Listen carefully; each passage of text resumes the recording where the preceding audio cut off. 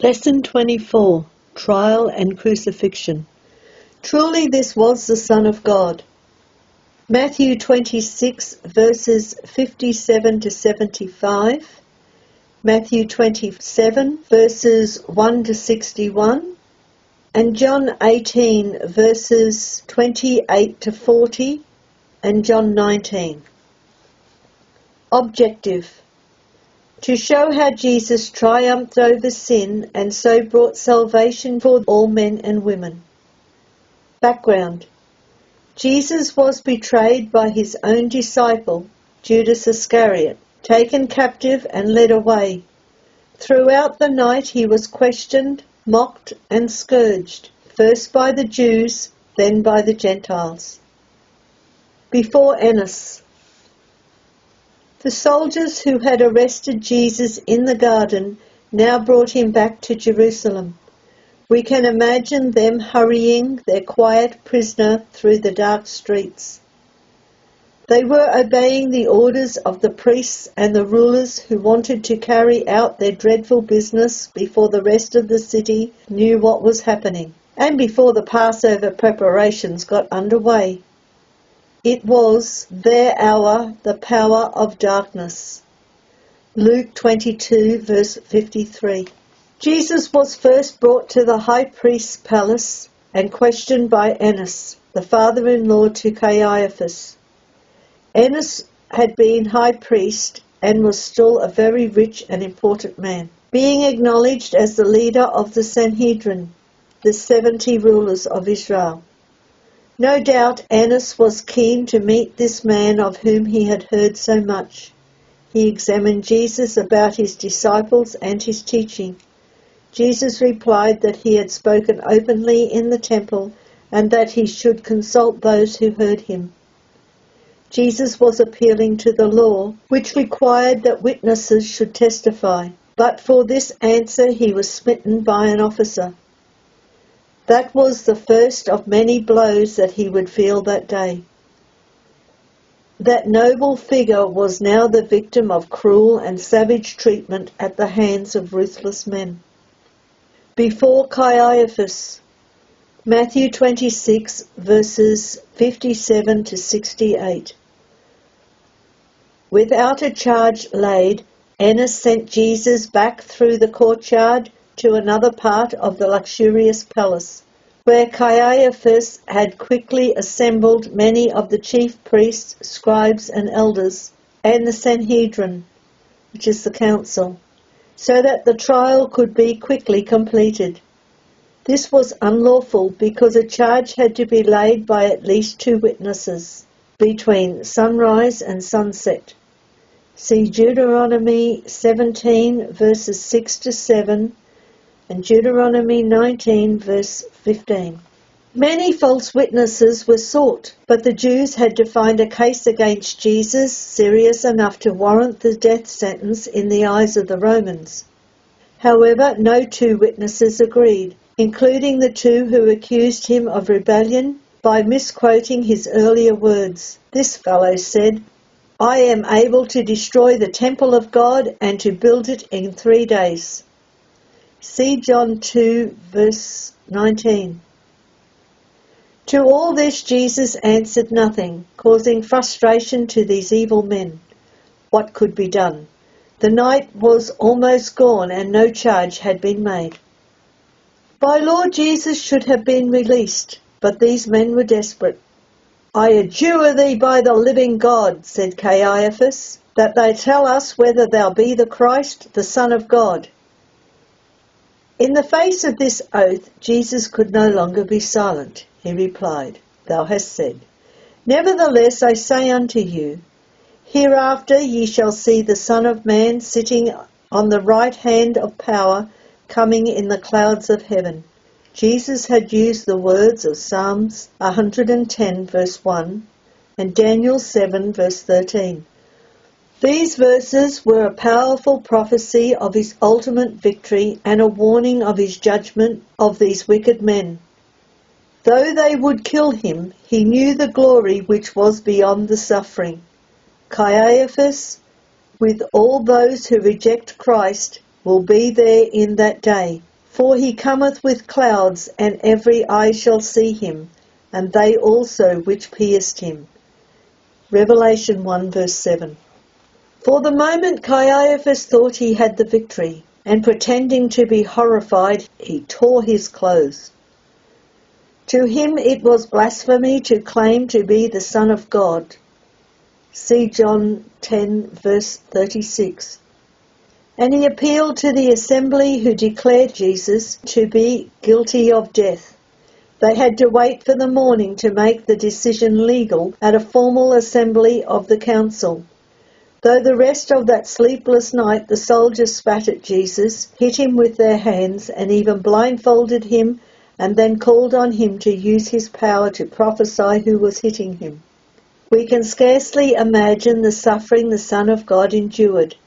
Throughout it all, he never lifted his voice or answered back, but committed his cause to him that judgeth righteously. 1 Peter 2 verses 23. Peter denies his Lord. Matthew 26 verse 69 to 75.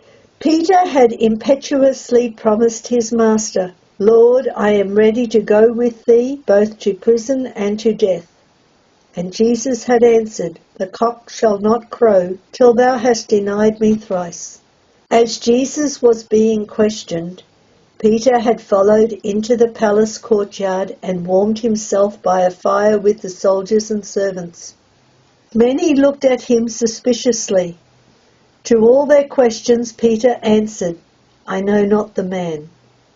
The third time he began to curse and swear that he knew nothing of Jesus, and at that very moment there was the noise of a cock crowing. Jesus turned and looked steadfastly on Peter. Suddenly, realizing what he had done, Peter rushed out into the night to shed many bitter tears of sorrow. Judas kills himself. Matthew 27 verses 3 to 10.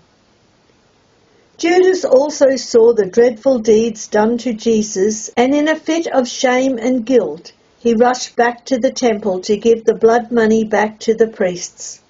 Contemptuously they refused the money. Throwing the 30 pieces of silver on the temple floor, Judas went out and hung himself. The priests later used his reward for the betrayal to buy the field where Judas had come to his sad and useless end. The pathetic figure of Judas seeking to escape his guilt by taking his own life shows us the dark picture of one who lost eternal life by turning his back on his master. Before Pilate, Matthew 27 verses 1 to 2 and Luke 23 verses 1 to 7. At last it was morning. The council formally took counsel to put Jesus to death, bound him and led him to Pilate. Jesus was taken by the soldiers while the leaders waited outside. They thought that they would be defiled and unable to eat the Passover if they entered a Gentile building. They did not realize that in God's eyes their hearts and minds were shockingly defiled because they were killing an innocent man, God's own son. Pilate, knowing that they had delivered him for envy, required a proper trial. See Matthew 27 verse 18. What accusation bring ye against this man? The Jews answered that they would not have brought him if he was innocent, to which Pilate replied that they should judge him after their own law. The Jews did not want to judge him because they wanted him put to death by the worst possible means, crucifixion. So they claimed he was guilty of rebellion and treason. But Jesus showed that his kingdom was not at this time a threat to the Roman Empire. Because his servants would not fight, his kingdom was not of this world or order of things. Art thou a king then? Asked Pilate. To this Jesus gave a very significant answer. To this end was I born, and for this cause came I into the world. John 18 verses 36 and 37. Impressed by this answer, Pilate told the people that Jesus was not guilty of their charges. On hearing that Jesus was a Galilean, Pilate sent him to Herod, the ruler of Galilee, who was in Jerusalem for the Passover. Though the Jews accused Jesus of many things, he did not answer, and Herod, finding no fault, resorted to mocking him and sent him back to Pilate. The governor was now worried, for he knew that his prisoner was not guilty of death. He was further disturbed when his wife sent him a message saying that she had a dream about Jesus and that Pilate should have nothing to do with him. Pilate put on him a purple robe and a crown of thorns, and after inflicting the shocking pain of scourging him, led him out to the people. He hoped that the Jews would consider that sufficient punishment. There is a custom that at the Passover one criminal should be released. The people, spurred on by the rulers, cried out to release Barabbas, a robber, and to crucify Jesus. "If thou let this man go, thou art not Caesar's friend," they cried. In a pathetic act, Pilate washed his hands, attempting to rid himself of any personal guilt. However, the Jews were willing to accept the guilt. "His blood be on us and on our children." Matthew 27 verses 24 to 25. What dreadful words! Jewish suffering for nearly 2,000 years has fulfilled that prophecy of the people. The crucifixion. Eventually, Pilate yielded to their demands in order to save his own position. They led Jesus as a lamb to the slaughter, Isaiah 53 verse 7, to a place outside the city called Calvary or Golgotha, the place of the skull. We shudder to picture the awful scene as Jesus struggled to carry his cross, helped by a man named Simon, and there they nailed him to it, with two criminals, one on either side of him. Above the cross, Pilate put a sign in Hebrew, Greek, and Latin: Jesus of Nazareth, the King of the Jews. And so the Son of God was crucified in fulfillment of many passages of Scripture, such as Psalms 22 and Isaiah 53, in accordance with God's determinate counsel and foreknowledge. Acts 2 verse 23. Some of his disciples and friends stood by the cross mourning, shocked and grief-stricken at the sufferings of their beloved Lord. Many others came to mock. "If he be the King of Israel, let him now come down from the cross. He trusted in God, let him deliver him now," fulfilling Psalms 22 verse 8. In the hour of extreme physical agony and mental anguish, Jesus still had no hatred.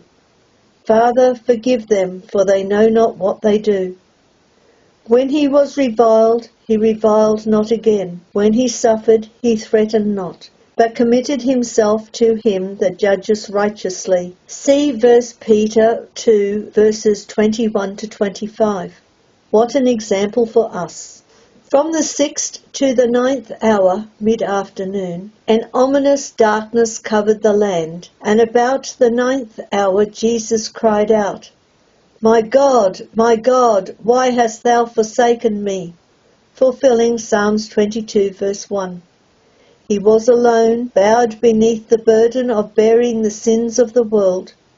The reproach of his adversaries was breaking his heart, and yet he submitted, despite the pain and sorrow, to his Father's will. Gathering his strength, he cried out, "It is finished." With his last breath, Jesus grasped, "Father, into thy hand I commend my spirit." The Son of God was dead. God's displeasure at the death of his Son was immediately felt. There was a great earthquake. The veil of the temple was torn from the top to the bottom.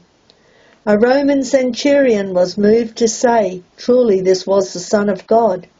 At his death, even a hardened centurion was impressed. Usually they broke the bones of crucified men to hasten their death, but when they came to Jesus, he was already dead. Yet a soldier thrust a spear into his side. Blood and water flowed forth, thus indicating the extreme stress of his sufferings in his sacrifice for sin. In this we can see that Jesus was the true Passover lamb. Blood and water were features of Israel's deliverance from Egypt.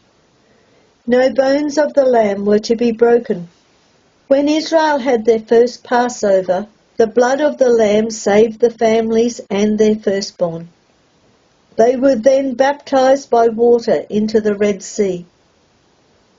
Burial. John 19 verses 38 to 42. Amongst the elders of Jerusalem were two men whom we know would have strongly objected to Jesus' death. After Jesus died, Joseph of Arimathea, a rich man, came and took Jesus' body to a new sepulchre in his garden. And in this he remarkably fulfilled Scripture. See Isaiah 53 verses 8 and 9. Nicodemus came too and brought myrrh and aloes. Together they lovingly took the body of Jesus down from the cross, wrapped it in linen clothes with the spices, and laid Jesus to rest in the new garden tomb. Mary Magdalene watched in sorrow as they rolled a stone over the entrance to the sepulchre.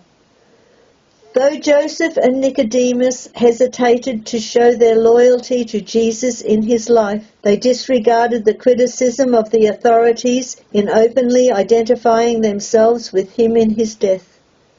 Finally, heartbroken followers of Jesus returned to their homes, struggling to come to grips with their terrible loss. Principle for living: suffer with Christ. It is good for us to think about the sufferings which the Son of God had to endure at the hands of wicked men. We may not often be called upon to suffer physically, but as life goes on, we all suffer mentally for what we believe. God also asks us to sacrifice our lives and make the effort to understand His will.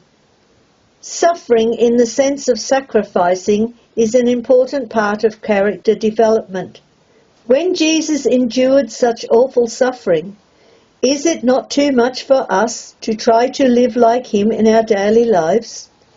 If this brings us into conflict with the world and its ways, so be it. It is better to suffer with Christ now, that we can reign with him in the future.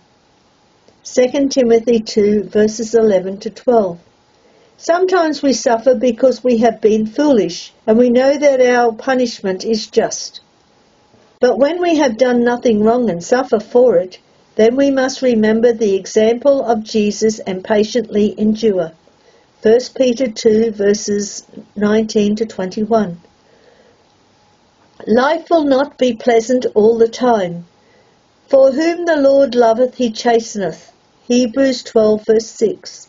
And he wants us to exercise our minds so that we profit from our experience. Paul said that through much tribulation we must enter the kingdom of God. Acts 14 verse 22. Of Jesus it is said that for the joy set before him he endured the cross. The same joy is set before us, and if in God's mercy we inherit eternal life, we will look back and say that it was worth it. These lessons are the words taken from the Christadelphian Sunday School Association notes. www.cssa.asn.au, used with permission. Email your questions to readthebible2@gmail.com. The next lesson in Stage 4 will be Lesson 25, Resurrection.